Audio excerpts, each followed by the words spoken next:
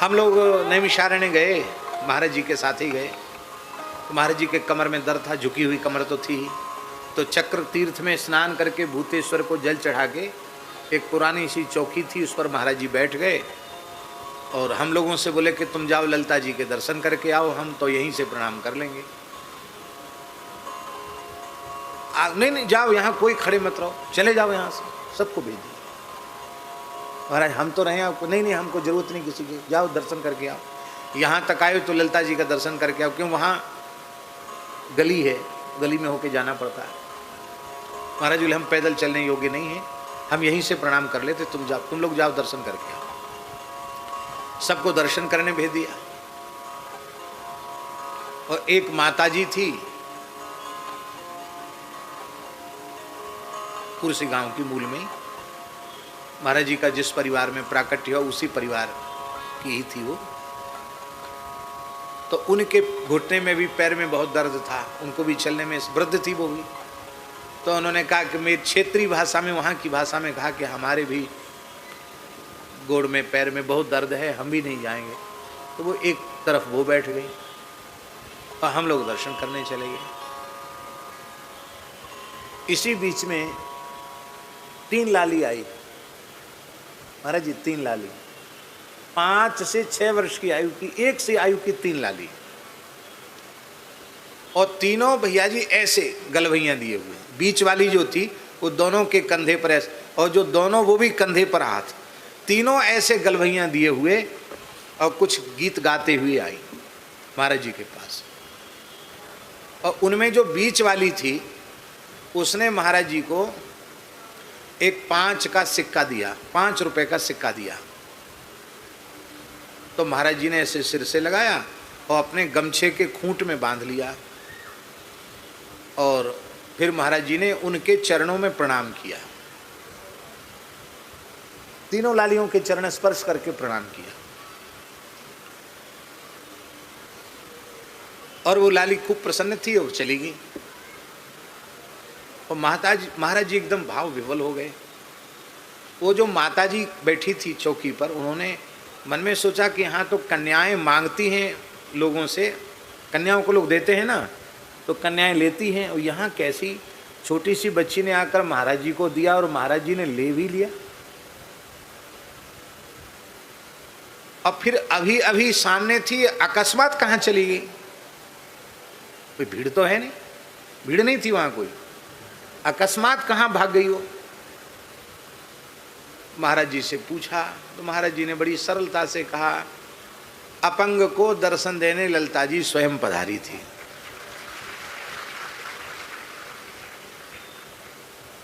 यही शब्द थे महाराज जी, अपंग को दर्शन देने के लिए ललिता जी स्वयं पधारी थी। नैमिषे निमिष क्षेत्रे अनिमिष क्षेत्रे, ये वैष्णव क्षेत्र है। उनमें शौनकादि ऋषि, हाँ तो पूरी कथा कह दें आपको। वो जब चक्र तीर्थ हो गया तब भगवान ने प्रकट होकर के कहा कि इस चक्र तीर्थ की 84 कोस की भूमि कली के प्रभाव से वर्जित होगी। इसका आशय यह नहीं है कि वहाँ रहने वाले लोग कलयुगी नहीं हैं। इसका मतलब है कि नैमिषारण्य क्षेत्र में जो साधन का संकल्प लेकर जाएगा उसके साधन में कलयुग विघ्न पैदा नहीं करेगा, इसका आशय ये है। कलिवर्जित मतलब, कलिवर्जित तो हमारा ब्रज भी है, ब्रज में क्या कलयुग का प्रवेश है? पूज्य महामंडलेश्वर श्री बालकृष्ण दास जी महाराज, ललितपुर नरसिंह मंदिर वाले महाराज जी जैसे संत को प्रकट किया हो।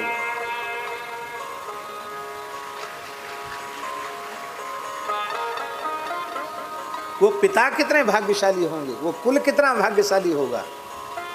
महाराज जी किसी हल्के पतरे कुल के नहीं थे। हाँ, देवभूमि उत्तराखंड में देवप्रयाग में जो श्री रघुनाथ जी का मंदिर है, उस मंदिर के अर्चक वंश में महाराज जी का जन्म हुआ था, पवित्र विप्र कुल में।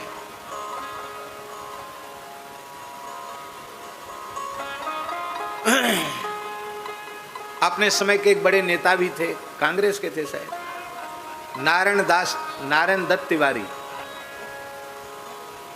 नारायण दत्त तिवारी मुख्यमंत्री भी रहे शायद उत्तर प्रदेश के।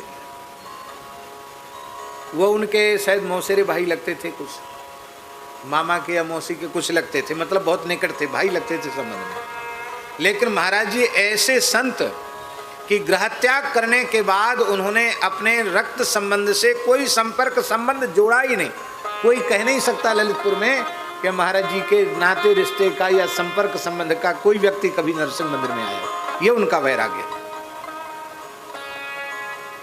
वो चाहते तो नारायण दत्त तिवारी जी तो कितनी बार यहाँ आ जाते हैं। ललितपुर आए, लेकिन उन्हें खुद ही पता नहीं था कि हमारे एक भाई यहाँ बैठे हैं। ये पुराने संतों की रहनी। यहां एक बात और हम निवेदन करें, आप लोग अपने मन में ये बात मत बिठा लेना कि विरक्त संत। यहां ये बात नहीं लिखी है कि ये शांग कुले वैष्णव नाम अधेयम। इसमें गृहस्थ विरक्त की बात नहीं है, किसी जाति की बात नहीं है। नहीं, मन में घुसा लिया जाता कि नहीं वो तो महात्मा ही है। देखो ईमानदारी से हम कह रहे हैं, हम महात्मा होए न होए, आप सब महात्मा जरूर हो। क्यों? हमें झेल रहे हो इसलिए।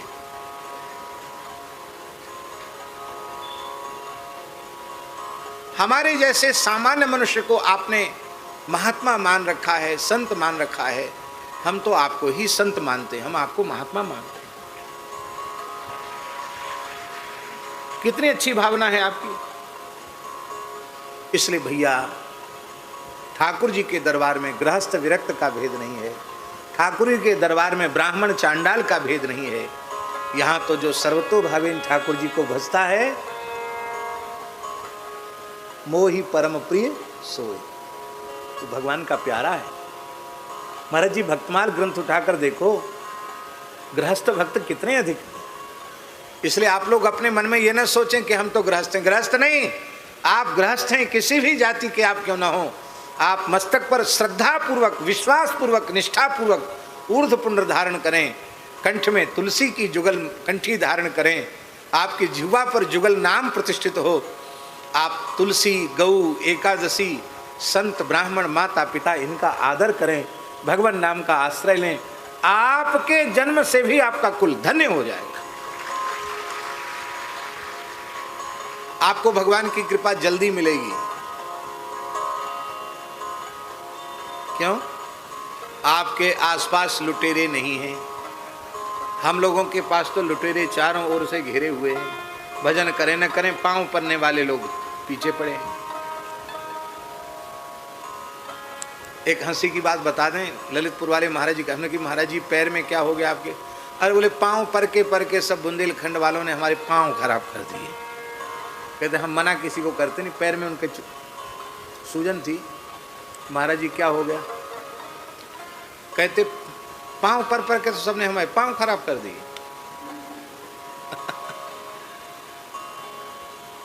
ये हंसी में कह रहे हैं, इसलिए कह रहे हैं भैया, लुटेरे बहुत हैं। लोग सोचते हैं महात्मा पता नहीं कितना भजन करते होंगे।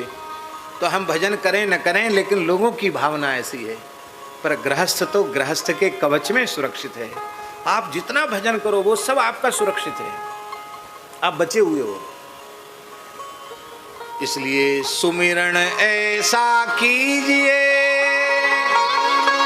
दूजा लखे न कोई, होठ न फरकत देखिए, प्रेम राखिए हो। प्रेम छिपाने की वजह।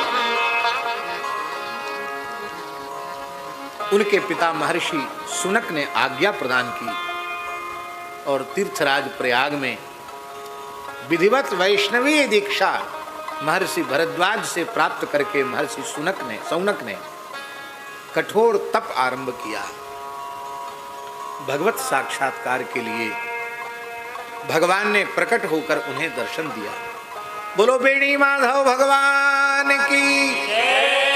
प्रयाग में 12 माधव भगवान ने प्रत्यक्ष प्रकट होकर महर्षि शौनक को दर्शन दिया। ब्रह्मा जी प्रकट हो गए। कहा वत्स तुम्हें क्या चाहिए? बोले भगवान अब कलयुग आने वाला है, सर्व साधन बाधक, संपूर्ण साधनों को बाधित करने वाला कलयुग आने वाला है। बुद्धिमान पुरुष का कर्तव्य है कि आग लगे उससे पहले कुआं खोदकर तैयार रखना चाहिए। आचार्य जी कि जब आग लगेगी तब कुआं खोद के फिर पानी से बुझा लेंगे। कैसे बुझाओगे, कब खोदोगे? इसलिए आग लगे न लगे कुआं खोद के पहले से तैयार रखो, पानी का प्रबंध पहले रखो। इसलिए पहले से प्रयत्न कर लेना चाहिए। भगवान से प्रार्थना की, प्रभु ये ऋषि महर्षि आपके भक्तजन कैसे साधन करेंगे? कराल कलिकाल आने वाला है, हमारा भजन साधन कली के दोष से प्रभावित न हो, ऐसा कोई उपाय आप करें। भगवान ने प्रसन्न होकर अपने चक्र को छोड़ दिया और चक्र का अनुगमन ऋषियों ने किया। वो चक्र पूरे भूमंडल की परिक्रमा करता हुआ नैमिषारण्य क्षेत्र में गया और वहाँ की भूमि को अत्यंत पवित्र मान करके वो चक्र ऊपर से नीचे भूमि में आया और भूमि को फोड़ करके चक्र की नेमी शीर्ण हुई। तो नैमिषारण्य, वो अरण्य नैमिष हो गया और वह चक्र पृथ्वी को फोड़ करके पाताल में प्रविष्ट हो गया।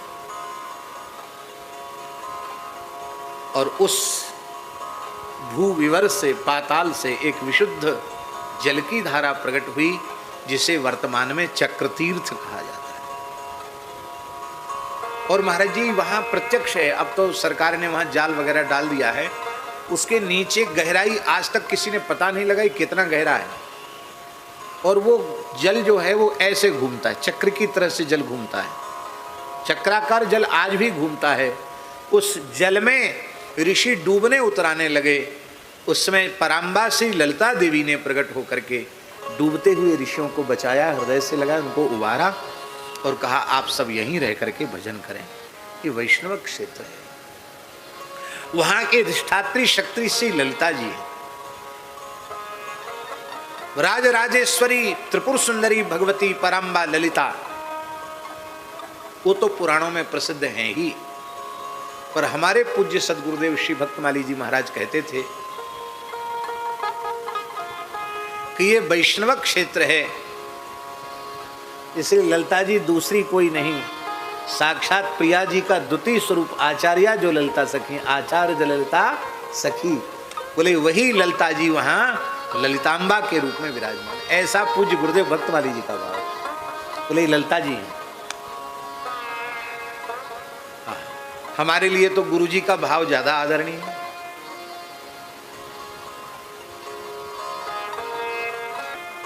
पर भैया ये सारी सुविधा उनके लिए है जो ईमानदारी से भजन में लगे हुए हैं।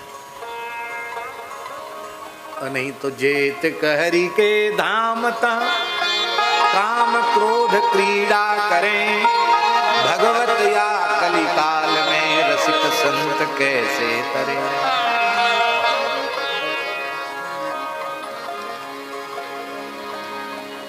शौनक जी ने निश्चय किया कि मैं आजन्म ब्रह्मचर्य का पालन करता हुआ, बृहद व्रत धारण करता हुआ यहीं निवास करूंगा। अनेक ऋषियों ने कहा कि मैं भी यहीं रहूंगा, मैं भी यहीं रहूंगा।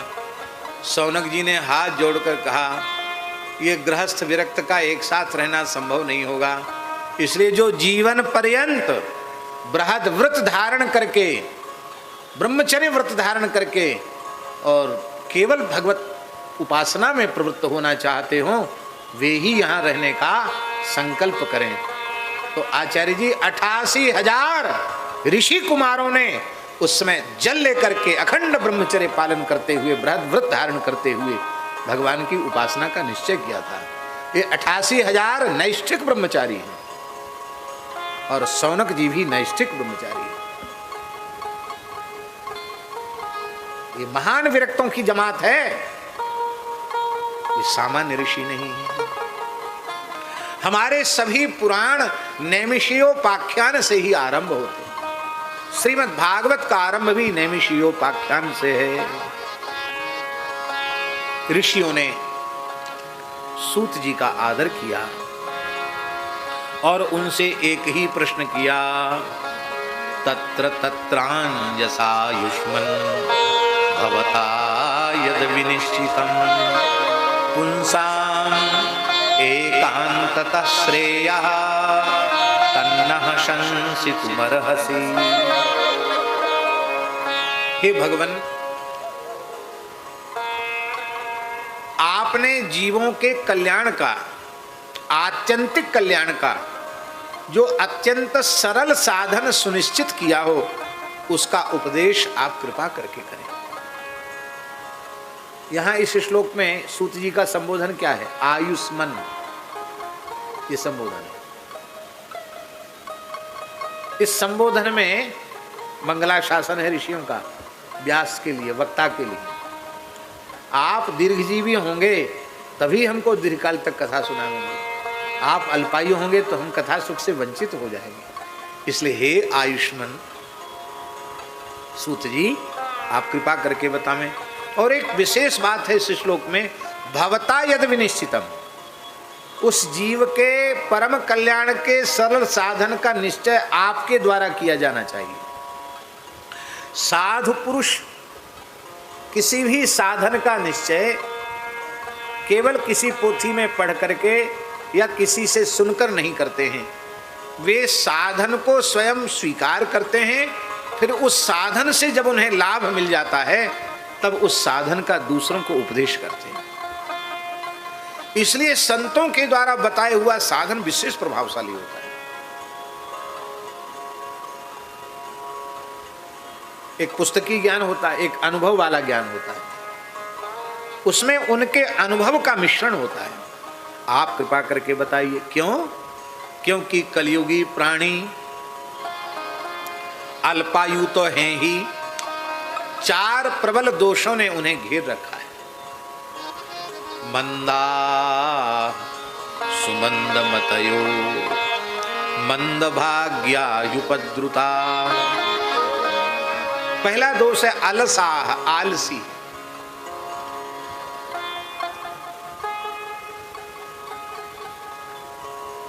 आलसी है,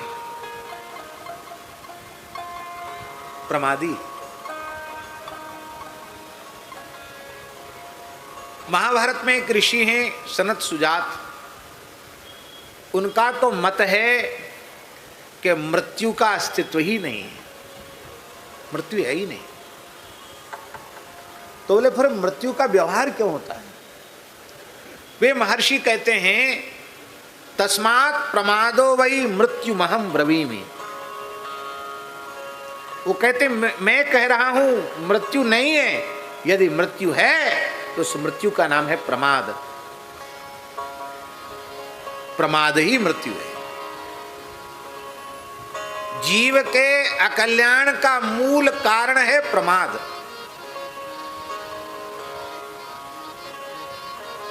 भगवान ने अत्यंत कृपा करके हमें मनुष्य जन्म दिया और हमने प्रमाद किया। प्रमाद में भगवान के द्वारा दिए गए भगवत प्रदत्त इस मानव जन्म को हमने व्यर्थ में गंवा दिया। और एक विशेष बात है, वो बात यह है कि प्रमाद जो है ना, वो संसार के कार्यों में बिल्कुल नहीं है। धन कमाने में प्रमाद नहीं है और किसी व्यवहार में प्रमाद नहीं है। लोगों के घरों में ब्याह शादी होते हैं लड़के बच्चों के, तो 2-2 3-3 दिन तक बिना सोए रह जाते हैं, ऐसा हमने सुना है। और घर में 6 घंटे 8 घंटे सो के आने के बाद कथा मंडप में आएंगे।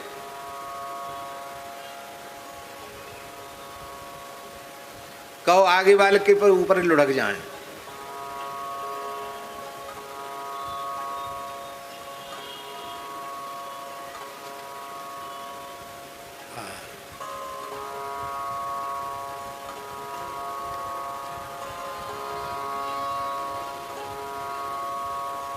प्रमाद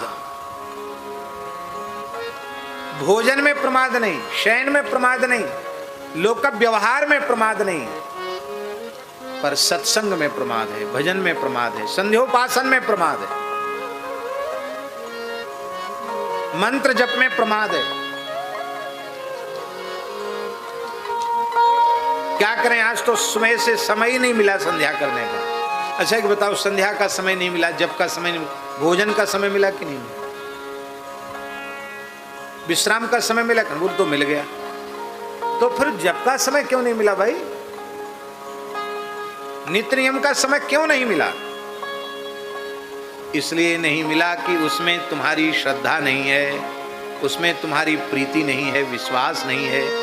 ये तब होगा जब भीतर से होगा कि भोजन मिले न मिले, विश्राम मिले न मिले, पर जो साधन गुरुजनों ने दिया है वो हमारा छूटना नहीं चाहिए। ये विषय की जो अग्नि है वो समुद्र को भी जलाने में समर्थ है। इसलिए विषय रस पान पीप सम त्याग, को न पान करी भौ मत वाला, यह ताड़ी को झाग। ये ताड़ी का झाग है, इसको पी के कौन मत वाला नहीं होगा। बीतराग पद मिलन कठिन अति, काल कर्म केला। बीतराग महापुरुषों का मिलना बड़ा कठिन है।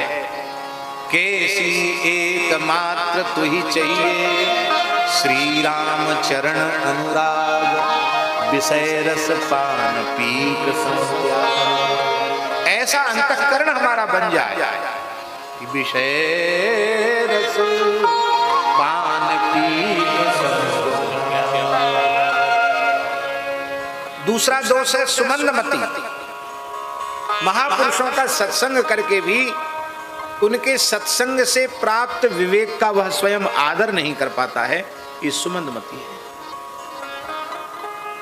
सत्संग में बैठकर भी सुधार नहीं हुआ, खाली मूल्यवान बातें कंठस्थ करनी एक दूसरे को सुनाने के लिए। महत्पुरुषों की सन्निधि में रहकर भी जीवन में सुधार ना आवे, ये सुमंदमतित्व है। मंद भाग्या, बिना भगवान के अनुग्रह के भगवत प्राप्त महापुरुषों का मिलना संभव नहीं है, साधु पुरुषों का मिलना संभव नहीं है।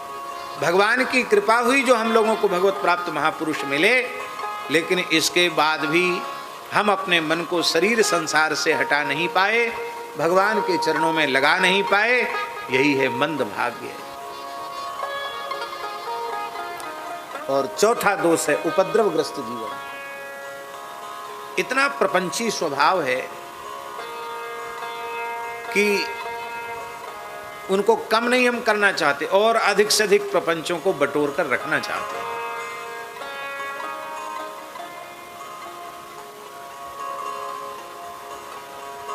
व्यसनों का प्रपंच तो है ही, व्यवहार का भी प्रपंच है, साधनों का भी प्रपंच है। उस प्रपंच के कारण हम अपने आप को संभाल नहीं पाते।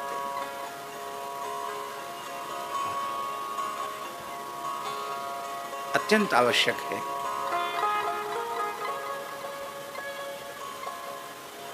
कि हम अपने जीवन में प्रपंच जो समझ, प्रपंच क्या है, प्रपंच की परिभाषा क्या है? जो भी क्रिया, जो भी व्यवहार भगवत प्राप्ति के पथ में बाधक है वो प्रपंच है। हमारे कल्याण में जो भी बाधक बन रहा है वो प्रपंच है, उसको त्याग दो, आगे बढ़ जाओ। महाराज जी, इन चार दोषों में प्रधान दोष है साधन में प्रमाद। बस साधन में प्रमाद पक्का कर लो कि हम साधन में प्रमाद नहीं करेंगे, ये पक्का कर लो, तो सुमंदमती वाला दोष भी नहीं रह जाएगा, मंद भाग्य वाला दोष भी नहीं रह जाएगा, और जीवन भी निष्प्रपंच हो जाएगा। और फिर भगवत कृपा से तुम्हारे कल्याण में कोई संदेह नहीं है। इसलिए चार दोषों में दास की समझ में यही आता है कि पहला दोष ही मुख्य है, प्रमाद। भैया सत्संग में प्रमाद मत करो, और सब चीज में प्रमाद कर दो, पर सत्संग में प्रमाद मत करो। बोलो भक्तवत्सल भगवान की। हजारों बात कहने सुनने की हैं, वो कहने सुनने तक ही रह जाती हैं। इसलिए हे भगवान, आप तो कृपा करके भगवान के मंगलमय चरित्रों का श्रवण हमें कराइए। सूत जानासि भद्रम ते भगवान सात्वतां पति देवक्याम वसुदेवस्य जातो यस्य चिकीर्षया। हे सूत जी महाराज, देवकी के गर्भ से वसुदेव ग्रह में भगवान श्री कृष्ण जिन लीलाओं को करने के लिए अवतरित हुए उन लीलाओं का वर्णन करें। यह अर्थ तो है ही है। दूसरा अर्थ ये भी है कि देवकी माने यशोदा और वसुदेव माने नंद। जीव गोस्वामी जी ने क्रम संदर्भ नाम की टीका में यह अर्थ भी किया है। देवकी, यशोदा जी का नाम देवकी है, उनका जो कुंडली वाला नाम है वो देवकी ही है। और आगे युगल गीत में भी गोपियों ने यशोदा जी का नाम देवकी लिया है। देवकी जठर भूरुडु राजा, ये जो युगल गीत में है ना, देवकी जठर भूरुडु राजा, वहाँ ब्रज गोपियाँ युगल गीत में यशोदा जी का नाम देवकी ले रही है। और हरिवंश में महाभारत में स्पष्ट लिखा है यशोदा देवकी त्यपि, यशोदा और देवकी दो नाम हैं यशोदा जी के। मूल नाम उनका देवकी ही है, पर नंद रानी है, उनका नाम सबको नहीं लेना चाहिए, इसलिए एक नाम सांकेतिक रख दिया है, उपनाम यशोदा, क्योंकि किसी को अपयश नहीं देती, सबको यश देती हैं, इसलिए इनका नाम यशोदा रखा है। बोले चलो, आपने प्रमाण के बल से और यशोदा जी का नाम तो देवकी सिद्ध कर दिया, वसुदेव का अर्थ नंद कैसे करोगे? तो जीव गोस्वामी जी कहते हैं हम व्युत्पत्ति बल से वसुदेव का अर्थ भी नंद करेंगे। कैसे? बोले वसुसु दिव्यतीति वसुदेवो नंदा। 8 वसुओं में द्रोण नाम के वसु के अवतार नंद बाबा हैं, इसलिए वसुसु अष्ट वसुसु दिव्यति है।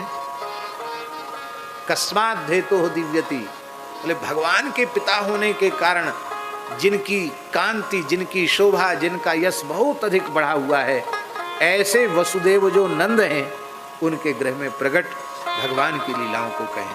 आप लोग कहेंगे ये दोनों बातें क्यों कहीं? एक से ही हो जाता, दोनों बातें क्यों कहीं? ये दो अर्थ इसलिए उन आचार्य महापुरुष ने किए क्योंकि भगवान की ब्रज लीला अत्यंत गोप्य है। कैसी है? गोप्य, सूक्ष्म है, बड़ी रहस्यमयी है महाराज जी। सब जीव उसके अधिकारी नहीं है। आज बड़े दुख की बात है, भगवान की जो रहस्यमयी लीला थी उसको हम लोगों ने बाजारू कर दिया, सस्ता कर दिया। इसीलिए जो जिसके मन में आता वही बोलने लग जाता है, कुछ भी बोले। मुखमस्तीति वक्तव्यम, मुख है तो कुछ ना कुछ तो बोलेगा। लोगों ने बोलना शुरू कर दिया। अरे भाई, जिस विषय में आपको ज्ञान ही नहीं है उस विषय में आप क्यों बोल रहे हैं? हमें जिस विषय में ज्ञान नहीं है हम उस विषय में बोलें, ये हमारी अनधिकारी चेष्टा है। और ये स्थिति पूरे देश में है इस समय। हमें जिस विषय का ज्ञान नहीं उस विषय पर भी हम अपने को लाल बुझक्कड़ घोषित कर रहे हैं। लाल बुझक्कड़ बूझ के और न बूझे कोई, अपने को लाल बुझक्कड़ मान रहे हैं, फिर हल्ला गुल्ला मचता है। इसलिए महाराज जी एक प्रश्न है कि श्री सुखदेव जी महाराज निकुंज रस का, श्री राधा रानी के स्वरूप का, उनकी लीला का क्या वर्णन नहीं कर सकते भागवत में स्पष्ट रूप से? क्यों नहीं किया? अधिकारी तो इसी कुंज की गली से भीतर चले जाएंगे और अनधिकारी जीव वहां तक न पहुंच सकें। अनधिकारी जीवों से उस रस को बचाने के लिए उन्होंने स्पष्ट रूप से राधा जी के लीला का, उनका श्री शुक प्रकट किया नहीं आते जान सार को सार। व्यासी महाराज कह रहे हैं परम धन राधा नाम आधार, श्री शुक प्रकट किया नहीं आते जान सार को सार। व्यास दास अब प्रगट बखानत डार भार में भार, परम धन राधा नाम। तो श्री सुखदेव जी ने उसका स्पष्ट व्याख्यान नहीं किया, कुछ तो रहस्य होगा। हम क्यों करें? ये रास जो वस्तु है ना, ये भी दुनिया की वस्तु नहीं है, ये तो संतों का हार्द रस है, संतों की वस्तु है, संतों की, ये दुनिया की है ही नहीं। और जहां कहीं रास होता है उसमें कोई न कोई संत ही हेतु बनते हैं, ये एक विशेष बात है। आप दुनिया में कहीं चले जाओ, रास के मूल में किसी न किसी संत की प्रेरणा जरूर रहेगी या संत का सानिध्य होगा। ये दुनिया की वस्तु नहीं है। और मैं बड़ी विनम्रता से प्रार्थना करूं, संतों के अनुगत्य में भागवत सुनोगे तो ही लाभ मिलेगा, संतों के अनुगत्य में लीला दर्शन करोगे तो ही लाभ मिलेगा। स्वतंत्र रूप से तो पता नहीं ये पचेगी कि नहीं पचेगी, पता नहीं।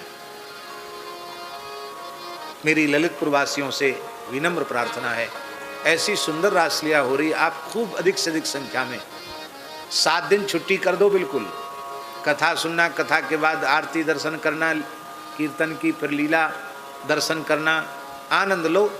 और इतनी बैटरी चार्ज कर लो कि साल भर तक बिल्कुल बैटरी डिस्चार्ज न हो। फिर अगले साल फिर प्रतीक्षा करो कि हाँ फिर उत्सव नरसिंह मंदिर का हो और फिर खूब ऐसे ही आनंद हो, खूब संत पधारें। अब की बार जितने संत आए हैं उसे 10 गुने ज़्यादा संत आए। आप सब कमर कस के तैयार हो, देखो ठाकुर जी की कैसी कृपा होती है। वृंदावन बिहारी लाल की। इसलिए ब्रजलीला अत्यंत रहस्यमयी होने के कारण कहीं सूत जी महाराज उसका संगोपन न कर लें, इसलिए जीव गोस्वामी जी ने यह अर्थ किया कि आप केवल मथुरा लीला द्वारका लीला ही मत सुनाना, आप ब्रज लीला भी सुनाना। श्रीमद् भागवत में मथुरा लीला द्वारका लीला तो है ही, ब्रज लीला है, पर निकुंज भाव की जो लीला है वह अत्यंत सूक्ष्म होने के कारण, रहस्यमयी होने के कारण, सबका अधिकार न होने के कारण श्री शुकदेव जी ने संकेत रूप में उसका स्मरण किया है, स्पष्ट रूप से विस्तार से उसका स्मरण नहीं किया। बोलो भक्तवत्सल भगवान की जय। अपने अंतःकरण की शुद्धि के लिए कौन भगवान की मंगलमयी लीलाओं का श्रवण नहीं करना चाहेगा। और हे भगवान, हम लोग कथा सुन सुनकर तृप्त नहीं हो रहे हैं, क्योंकि स्वादु स्वादु पदे पदे, जो रसज्ञ होते हैं उनको तो भगवान की कथा निरंतर स्वादमयी लगती है, बहुत सुंदर लगती है उनको कथा। हे भगवान, हमारे श्रवण करते करते श्रवण की प्यास बढ़ती चली जा रही है, आप कृपा करके भगवान के मंगलमय चरित्र का श्रवण करावें।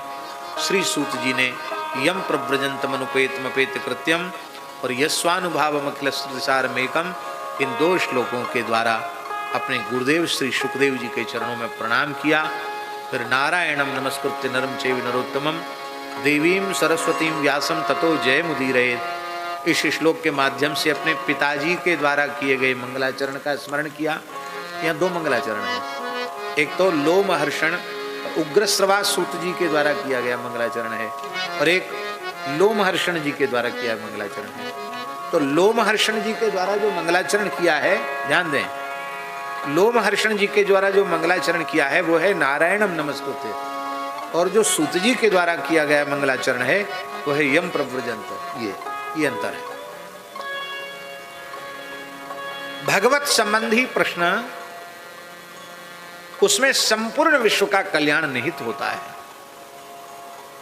इस प्रश्न के श्रवण से अंतःकरण की शुद्धि हो जाती है, आत्मशुद्धि हो जाती है। परम धर्म क्या है? जिसका आचरण करने से भगवान में भक्ति हो जाए, उसी का नाम परम धर्म है।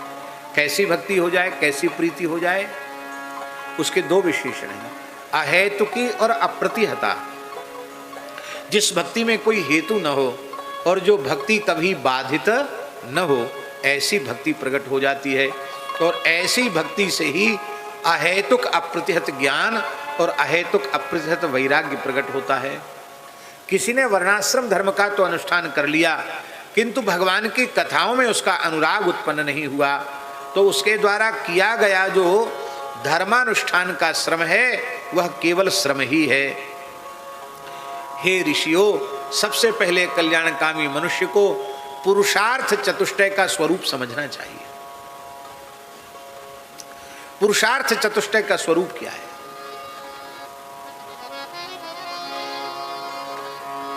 धर्म का फल अर्थ नहीं है, धर्म का फल है मोक्ष। और अर्थ जो है वो किस लिए है? अर्थ धर्म के लिए है। काम का स्वरूप क्या है? इंद्रियों को तृप्त करना काम का स्वरूप नहीं है, केवल जीवन का निर्वाह, जितने में गुजर बसर हो जाए उतना। ये इसका दोनों को मिलाकर अर्थ यही है कि पहले संतुष्ट हो जाओ। संतुष्ट कैसे हो जाए? हमें जो कुछ मिला है हम इसके भी लायक नहीं है, ऐसा मान लो तो संतोष आ जाएगा। हम तो इससे अधिक के लायक थे, भगवान ने हमारे साथ न्याय नहीं किया, हमको कम दिया, हमें चपरासी ही बना के क्यों रखा, हमको तो कलेक्टर बनना चाहिए था। आप चपरासी बन के संतुष्ट हैं तो आपको कलेक्टर भी आपके सामने कुछ नहीं है। आप चपरासी की नौकरी में प्रसन्न हैं तो आप चपरासी की नौकरी करते करते भजन करके भगवान को प्राप्त कर सकते हैं। आप जहां रहें वहां संतुष्ट रहें। हमें जो कुछ मिला है ये हमारी योग्यता से अधिक मिला है, ऐसा समझ लो तो संतोष आ जाएगा। आप झोपड़ी में हैं तो आप विचार करें कि कितने लोग आज भी ऐसे हैं जो खुले आकाश के नीचे पड़े हैं। भगवान कितने करुणामय, हमको छाया तो दे रखी है।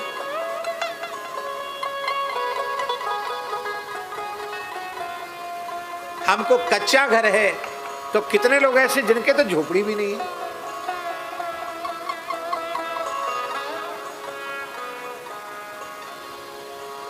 हमको घर तो बहुत अच्छा मिल गया, पक्का घर है, पर किला नहीं है।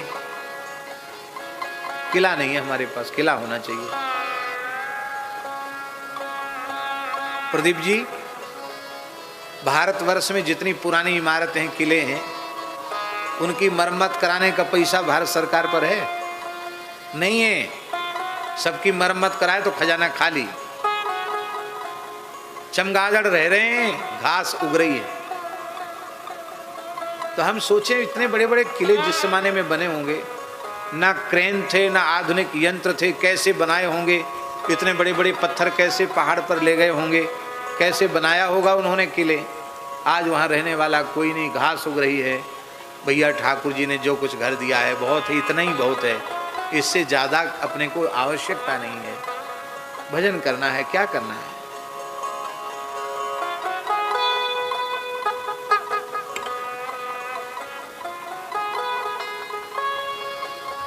इस प्रकार से हर हाल में संतुष्ट रहना सीख लो, बस।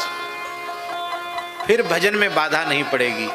अब फिर आपके चित्त में भजन में विक्षेप डालने वाली जो कामनाएं हैं, वो कामनाएं नाम के जप से भस्म हो जाएंगी, नष्ट हो जाएंगी। नाम के आश्रय से वे कामनाएं नष्ट हो जाएंगी। आहा, क्या कहना, कितना आनंद होगा निष्काम भाव से नाम जपने में, वाणी से वर्णन नहीं किया जा सकता। इस प्रकार से जीवित रहने का फल क्या है?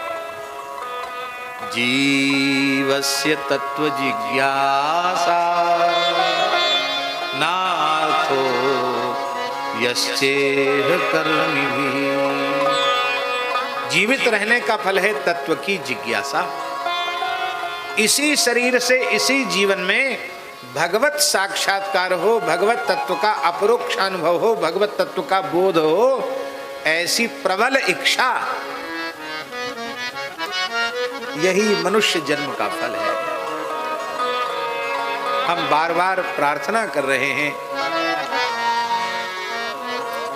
भगवत प्राप्ति की कामना अशुद्ध चित्त में नहीं आती, और चित्त शुद्ध करने के लिए बहुत सावधानी रखनी पड़ेगी। सबसे पहले ईमानदारी से यदि भगवान को पाना चाहते हो तो चित्त शुद्ध रखने के लिए सबसे पहली आवश्यकता है आहार शुद्धि की। आहार शुद्धि से हमारे अंतःकरण की शुद्धि का बड़ा घनिष्ठ संबंध है। यही देख लो, नशा पी लेने वाला आदमी बहू बेटी के भेद को खत्म कर देता, तो उसकी ऐसी बुद्धि क्यों हुई? प्रत्यक्ष देख लो, अशुद्ध आहार के कारण। वेद में स्पष्ट लिखा है आहार शुद्धौ सत्व शुद्धि, आहार की शुद्धि से अंतःकरण की शुद्धि होगी। और आहार शुद्धि का मूल मंत्र इतना ही है वैष्णव के लिए कि जो वस्तु भगवान को भोग नहीं लग सकती है उस वस्तु को कभी आहार के रूप में नहीं लेना, पवित्रता से नैवेद्य बनाकर भगवान को अर्पित करना और भगवान का अधरामृत प्रसाद ही लेना। जो वस्तु भोग नहीं लग सकती उसको नहीं खाना, यही आहार की शुद्धि है। और एक विशेष बात है महाराज जी, आहार तो पवित्र है, पर आहार जिस धन से जुटाया जा रहा है उस धन के इकट्ठे करने का तरीका पवित्र नहीं है। ध्यान में आई बात नहीं आई? तो शुद्ध आहार करने से भी मन बिगड़ जाएगा।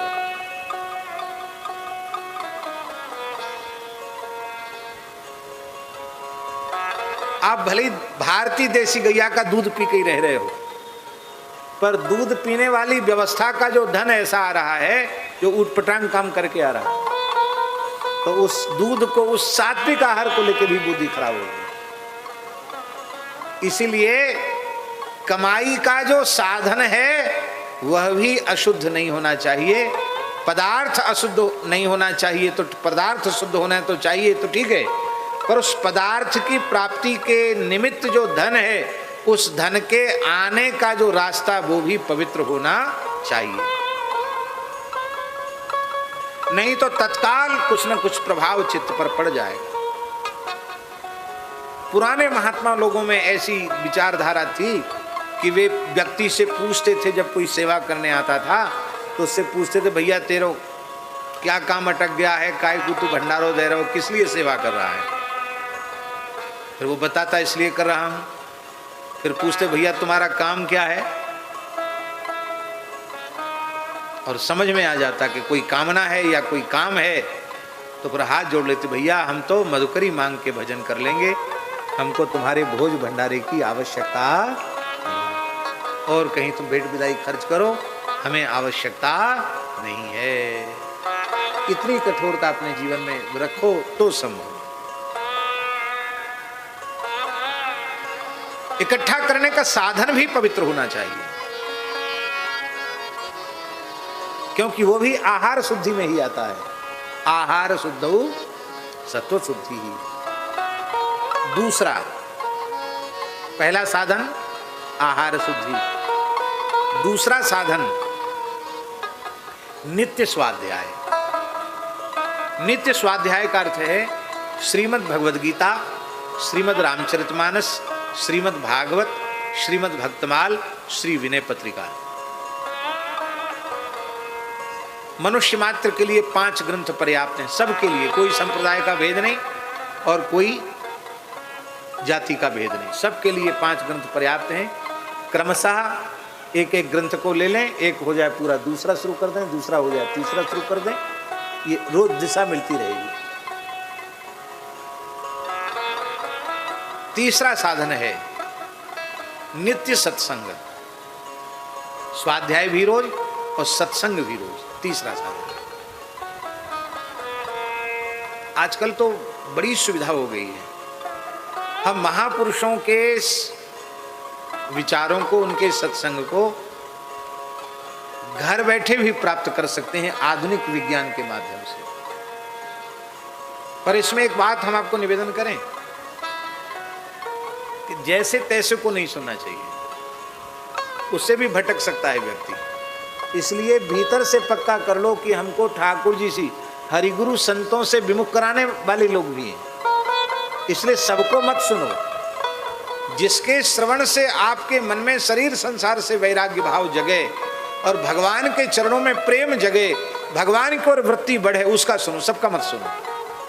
हमारे ब्रज के महान संत पंडित जी महाराज निषेध करते थे, जैसे तैसे का मत सुनो, नहीं तो ग्रंथ का स्वाध्याय करो। इसलिए भक्त की वाणी से भगवत चरित्र सुनने चाहिए, ये आज्ञा दी गई है। आहार शुद्धि, नित्य स्वाध्याय नित्य सत्संग और चौथा साधन है निरंतर नाम जप। ये चौथा साधन सर्वोपरि है। सर्वोपरि हम इसलिए कह रहे हैं कि आहार शुद्धि भी है, स्वाध्याय भी है, सत्संग भी है, किंतु यदि नाम जप नहीं है तो भगवत प्राप्ति की जैसी व्याकुलता उत्पन्न होनी चाहिए वो तो नहीं जगेगी, नहीं जगेगी, नहीं जगेगी। भगवत साक्षात्कार की व्याकुलता बिना नाम जप के प्रकट हो ही नहीं। खूब नाम जप करो। नाम जप किस दिशा में जा रहा है पता कैसे चले? नाम जपते जपते एकांत में, भीड़ भाड़ में नहीं, नाम जपते जपते एकांत में कभी कभी शरीर में रोमांच हो जाए, नेत्रों से अश्रुधार बहने लग जाए, हृदय भरावे, कंठ भरावे, तो समझना कि हाँ अब कुछ सही दिशा में भजन चल रहा है, नाम जप ठीक से हो रहा है। फिर कभी ऐसा भी होगा कि जैसे बिजली के झटके लगते हैं ऐसे झटके लगने लग जाएं। ये सब घबराने की चीज नहीं, सब सौभाग्य के चिन्ह है कि अब नाम जप सही दिशा में आगे बढ़ रहा है। और फिर उसकी अंतिम परिणति, पर जेल में पड़ा हुआ व्यक्ति लोकसभा का चुनाव जीत गया है, निर्दलीय जीत गया, और अब भारत की मिट्टी में पैदा हुए वकील उसकी कवायद कर रहे हैं कि उसको, इतने लोग उससे प्रेम करने वाले हैं तो उसको संसद में और शपथ लेने के लिए आना चाहिए। क्यों नहीं ऐसा कानून देश में बनता है कि आपराधिक चरित्रों के व्यक्ति किसी दल में, किसी पार्टी में ही क्यों न हो, यदि वे आपराधिक चरित्र के व्यक्ति हैं तो उनका राजनीतिक मंच पर आना सर्वथा वर्जित होना चाहिए।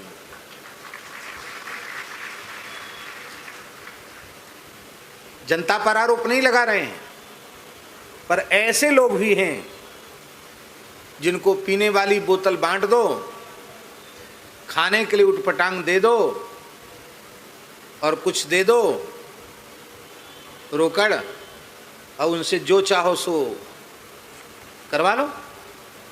ऐसे लोगों की भी कमी नहीं है।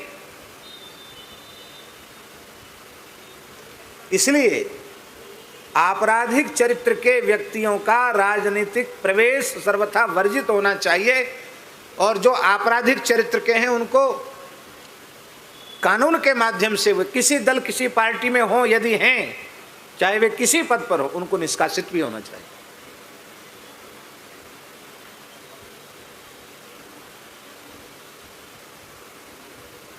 ग्राम पंचायत से लेके लोकसभा तक किसी भी तरह का छोटा बड़ा चुनाव वे न लड़ सकें, ऐसा कठोर कानून ईमानदारी से बनना चाहिए, तभी राजनीतिक शुचिता आएगी।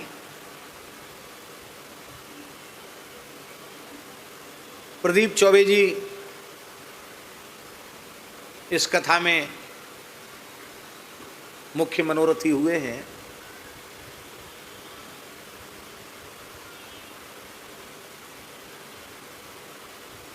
कई बार प्रदीप चौबे जी की जैसी प्रवृत्ति के लोग, इस तरह के स्वभाव के लोग कई बार इतने घबरा जाते हैं कि महाराज अब तो हम इस राजनीति से बिल्कुल अलग होना चाहते हैं।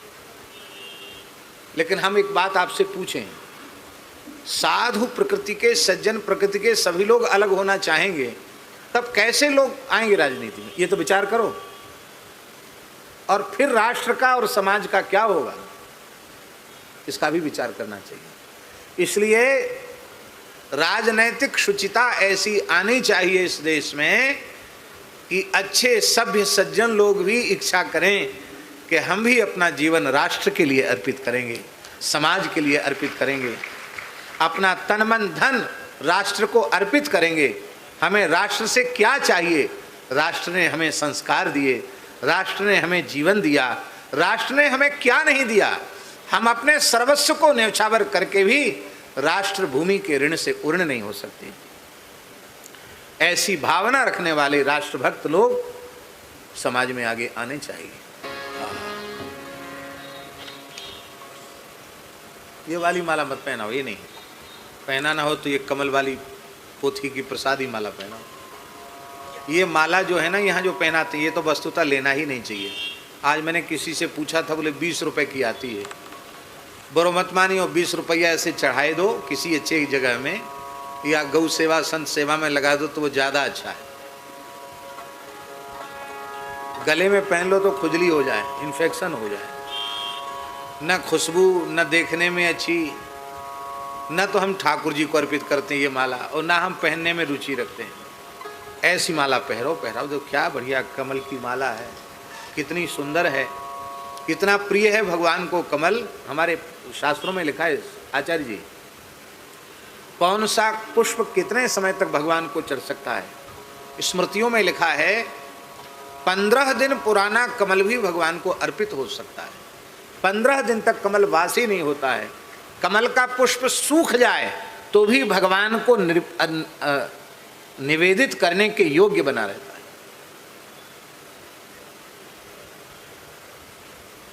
कमल भगवान को अतिशय प्रिय है, अत्यंत प्रिय है। संपूर्ण पुष्पों का सम्राट है कमल, इसलिए तो भगवान के करकमल में सदा सुशोभित रहता है। और भगवान की प्राणवल्लभा भगवती श्री लक्ष्मी निरंतर कमलालया होकर के ही विराजमान रहती हैं। और जहाँ प्रिया जी हैं वहीं तो ठाकुर जी हैं, लाल जी हैं। जहाँ श्री किशोरी जी हैं वहीं तो श्री लाल जी हैं।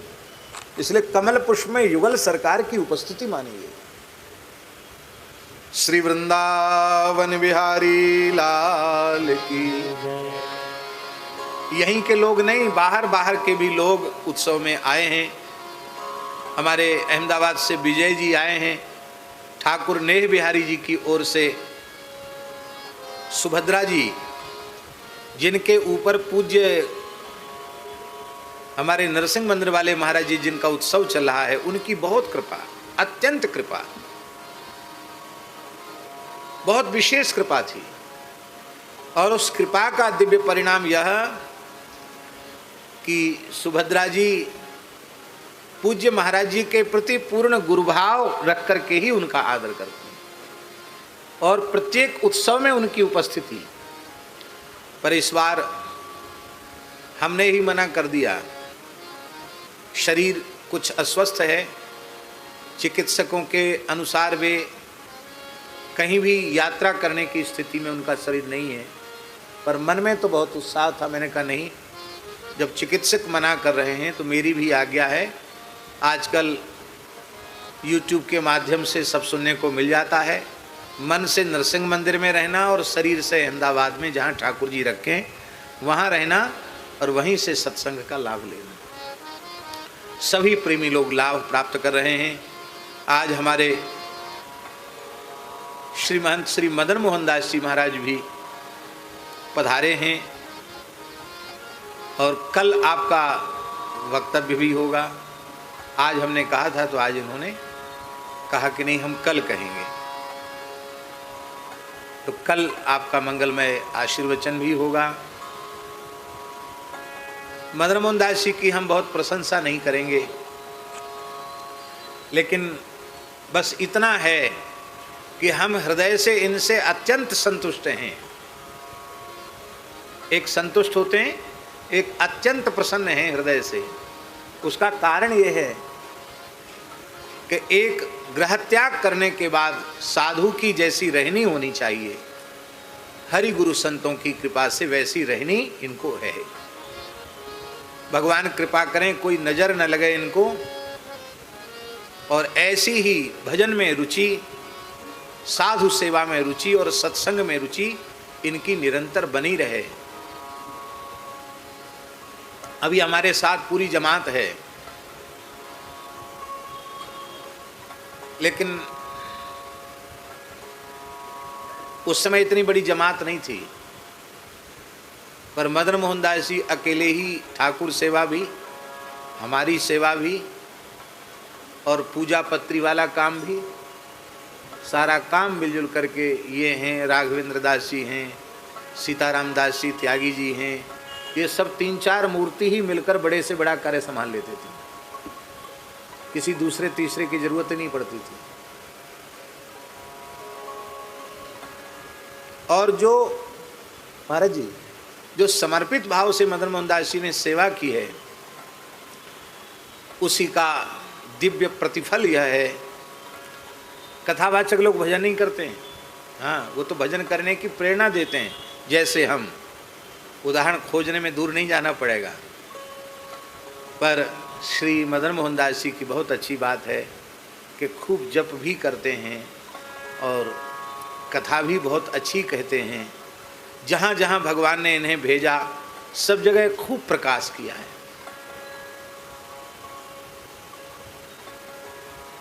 स्वाध्याय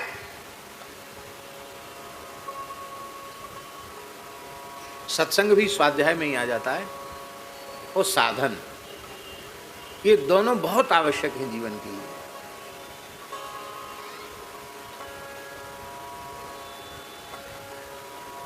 आप किसी भी प्रवृत्ति में, भले ही वह आध्यात्मिक प्रवृत्ति ही मानी क्यों न जाती हो, यदि उसमें भी आप हैं, लोकोपकार के क्षेत्र में हैं, सेवा के क्षेत्र में हैं, पर स्वाध्याय और साधन दो चीज यदि आपके जीवन में नहीं है, तो आपको जो लाभ उस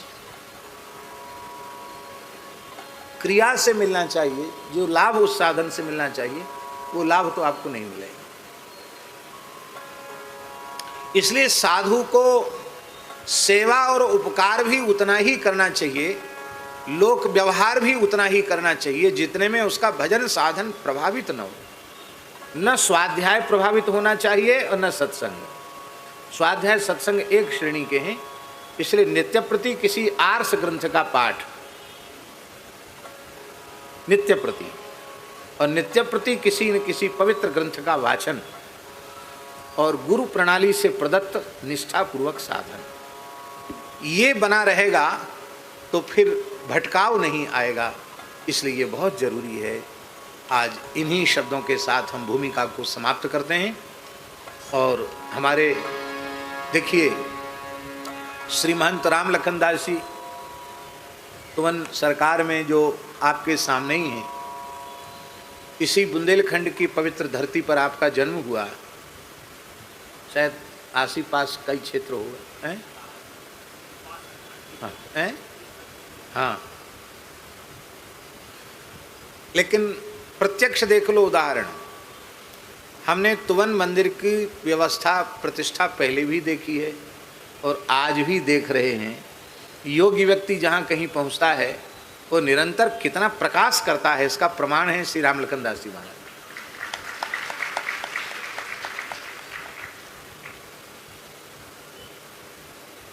तुवन सरकार निरंतर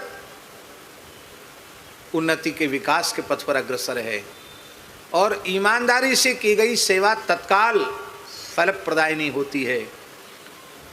श्री तुवन सरकार हनुमान जी इतने राजी हो गए इनकी सेवा से कि हनुमान जी ने कहा तो तुम अयोध्या जी भी जाओ। तो हमारे दिगंबर अखाड़े के महांत पद पर भी आप अभिषिक्त हुए हैं। ये भी बुंदेलखंड क्षेत्र के लिए गौरव की बात है कि अयोध्या में दिगंबर अखाड़े के एक अखाड़ों में 3 अनियों में एक अनी है।